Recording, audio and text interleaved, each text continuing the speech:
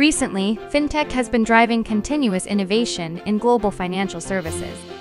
As a recognized international financial hub, what is the level of acceptance of fintech solutions in Hong Kong? The Accounting and Finance Department of the Hong Kong Polytechnic University has launched the first Fintech Adoption Index in Hong Kong. How did they come up with these research results? And what is the value of this research? As we know, Hong Kong is a financial center, and it is also becoming the center for the fintech.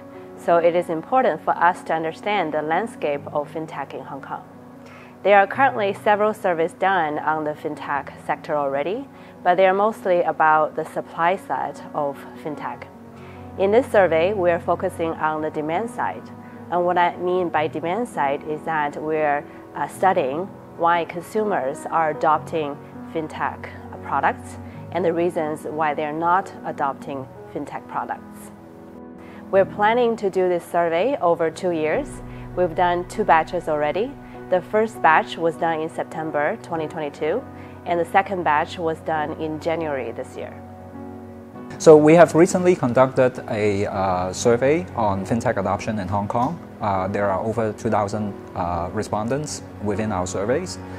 We divide our surveys into 5 different key fintech segments, basically the digital payment, virtual bank, virtual wealth, virtual insurance, and also virtual asset.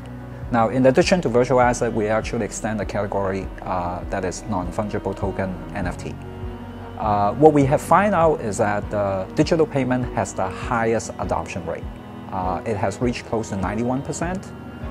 And among all the fintech segment, we also find that 74% of the people has adopted at least 2 or more fintech segments. What we have also asked our user is the NFT adoptions. We find out that 26% of our respondents has adopted NFT. And among those 26%, we asked them, do they trade or do they collect? And over half of them do not trade, and they are actually collectors. So based on our results, we have 2 suggestions. The first one is based on our results on the multi-segment fintech adoption.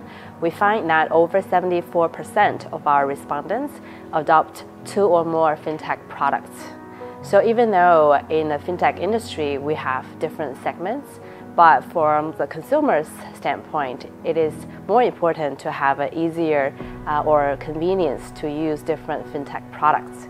So therefore, we suggest to fintech industry or for fintech companies, if they can, to integrate different services into one platforms. And also for government to provide policies that can facilitate the integration of different fintech products so that the consumers can have a better and more convenient holistic experience. And the second suggestion is based on our demographic data that we collected. We find that there is some gap in the fintech adoption based on age, gender, income, and education level. So we suggest to the fintech companies, based on our results, they can identify different populations or consumer groups to push their products or develop products that can better service these type of consumers. Because at the end of the day, the fintech industry is supposed to increase our financial inclusion, not to create gaps.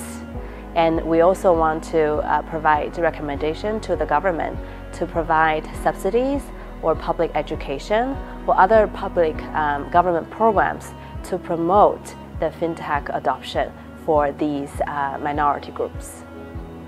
I hope our survey paints a clearer picture of consumer behaviors in the fintech sector, and we hope our survey results can steer the fintech companies and the government to better serve the consumers in the fintech sector.